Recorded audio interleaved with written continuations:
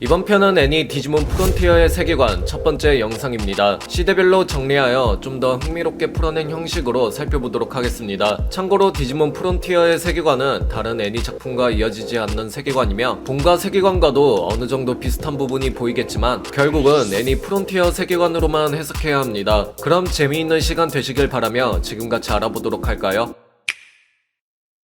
시점은 주인공들이 디지털월드로 넘어오기 한참 이전으로 먼 옛날로 돌아가 봐야 합니다. 어느 먼 옛날, 디지털월드는 한때 평화롭고 아름다운 곳이었으며 이곳에서는 다양한 종들로 이루어진 디지몬들이 조화롭게 공존하며 살고 있었습니다. 디지몬들을 하나하나 살펴보면 다양한 종들로 이루어졌다고는 하지만 넓게 바라보면 크게 두 가지의 타입으로 분류할 수 있었죠. 하나의 타입은 두 개의 팔과 다리를 가진 흡사 사람 같은 모습을 한 인간형 디지몬, 그리고 다른 타입은 털이나 꼬리, 발톱 등이 두드러지게 발달했다거나 보행적인 차이가 나는 등 동물에 가까운 모습을 한 짐승형 디지몬. 누가 봐도 신체적인 차이가 보이는 저 두 타입의 디지몬들은 서로가 무엇이 다른지를 어느 정도 인식하고 있었지만 크게 분류된 두 그룹은 힘을 합쳐 그들의 세계를 재건하며 평화롭게 지내고 있었죠. 그러나 시간이 지남에 따라 두 그룹 사이에서 왠지 모를 긴장감이 고조되기 시작했습니다. 서로가 바라보는 관점의 차이에서 비롯된 의견 마찰이 생겨났던 것이죠. 이는 양쪽 모두 이해하고 양보하면 쉽게 해결될 것으로 보였지만 두 종족 간의 마찰에서 생겨난 긴장감은 자존심이 걸린 문제로까지 번지게 되면서 커지게 되었습니다. 물론 이러한 고조된 분위기를 어떻게든 해소하려는 일부 디지몬들이 있었겠지만 모두를 설득시키지는 못했죠. 이윽고 해결되지 못한 이 문제는 커다란 불화로 변했으며 디지털월드에서는 조화를 이루었던 두 종족 간의 평화는 결국 깨져버렸습니다. 분노에 차며 분열되어버린 두 종족은 신념이 확고하고 타협을 거부했으며 이어지는 것은 끝내 전쟁이라는 선택지밖에 없어 보였습니다. 어떻게 보면 원인과 해결 방법은 간단해 보였지만 참으로 복잡한 문제이기도 했는데요. 의견 불일치, 서로 간의 이해 부족, 차별적 견해에서 비롯된 문제였다 보니 서로를 이해 못하는 어느 한쪽의 종족이 없어져야 불화가 없어질 것만 같았으니까요. 그렇게 시작된 전쟁의 규모는 점차 커지게 되면서 한때 아름다웠던 풍경은 황폐화가 되었고 많은 디지몬들이 다치거나 목숨을 잃는 등 디지털월드는 더 이상 평화롭고 아름다운 곳이 아니었습니다. 그런데 이때 전쟁의 한가운데 예상치 못한 일이 일어나게 되었습니다. 하늘에서는 모두를 눈부시게 만들 정도의 찬란한 빛이 뿜어져 나왔으며 그 하늘 아래에서 내려온 것은 못 보던 12장의 날개를 가진 천사 디지몬, 바로 루체몬으로 알려진 존재의 강림이었습니다. 그의 등장은 장대하고 위험있는 광경이었으며 그것을 목격한 모든 디지몬들을 경외하게 만들 정도였죠. 남다른 강한 힘과 지혜를 가진 루체몬은 양측의 싸움을 중단할 것을 강요했으며 그렇게 결과적으로 루체몬의 등장으로 종전이 선언되었죠. 이리하여 인간형과 동물형 디지몬 간의 평화가 다시 찾아오게 되었고 루체몬의 위대함과 평화를 가져오는 능력에 대한 이야기가 디지털월드에서 빠르게 퍼지게 되면서 전설이 되었습니다. 그는 모두에게 존경을 받았고 그의 이름은 희망과 평온의 대명사가 되었죠. 이렇게 루체몬은 디지털월드 속에서 조화라는 새로운 시대를 불러왔습니다.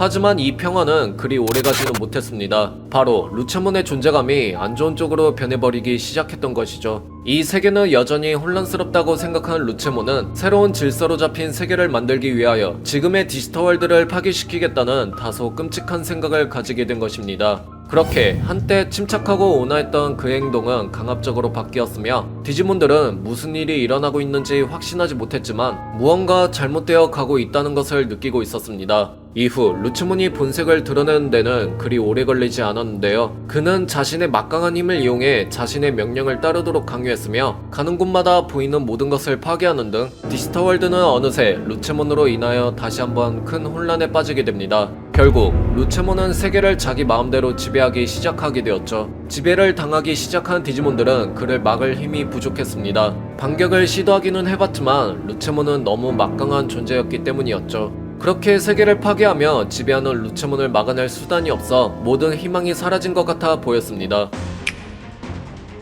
하지만 이 혼란스러운 시대 앞에 루체몬에게 맞서려는 강력한 힘을 가진 열체의 디지몬들이 일어섰는데요. 이 디지몬들은 불, 물, 땅, 바람, 나무, 번개, 얼음, 강철, 빛, 어둠이라는 각자의 고유한 힘을 품은 최초의 궁극체 디지몬들이었으며 그들은 디지털월드의 평화를 되찾기 위해 루체몬에게 맞서려는 용감한 전사들이었죠. 운명적으로 등장하여 강력하고 다양한 힘을 가진 이 열체의 디지몬들은 훗날 십투사라는 이름으로 불리우는 집단이 되었습니다. 그렇게 십투사들은 디지털월드의 평화를 되찾기 위해 만반의 준비를 끝마치고 루체몬에게 맞서기 시작했죠.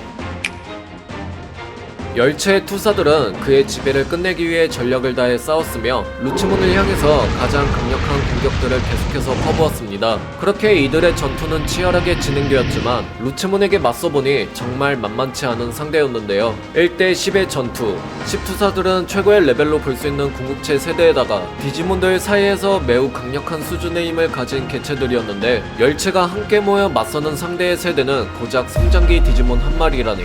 궁극체로 구성된 집단이 십투사의 힘을 의심할 것이 아니라 오히려 루체몬의 존재가 너무 먼치킨적으로 넘볼 수 없는 수준이었던 것이죠. 그렇게 평화와 존망을 두고 이들은 길고 힘든 싸움을 계속되는 와중 십투사들은 서로의 힘과 에너지, 영혼과 결단력에 의지하여 포기하지 않고 루체몬에게 맞서 싸운 그 결과 루체몬을 무력화시키는데 간신히 성공하게 됩니다.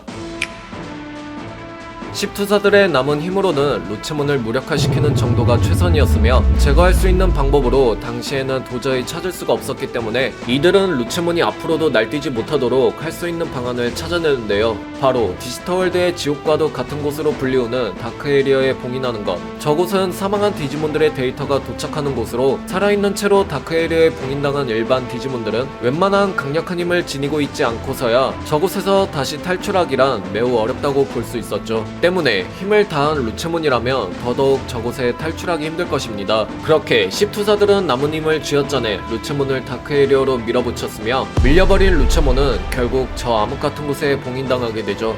이리하여 힘들고 기나긴 전투의 결과는 십투사의 승리로 마무리가 되었습니다.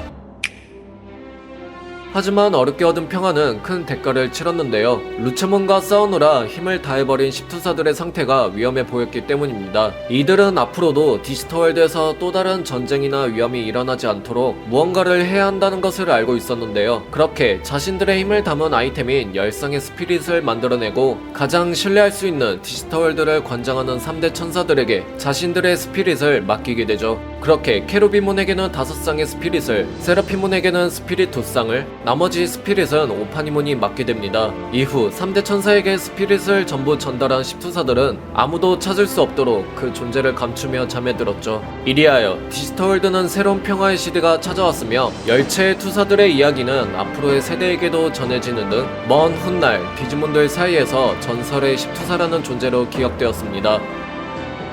이번 편은 여기까지입니다. 어떻게 재밌게 보셨나요? 그럼 저는 다음 영상으로 다시 찾아뵙겠습니다. 빠른 소식을 접하시려면 구독과 좋아요 부탁드릴게요.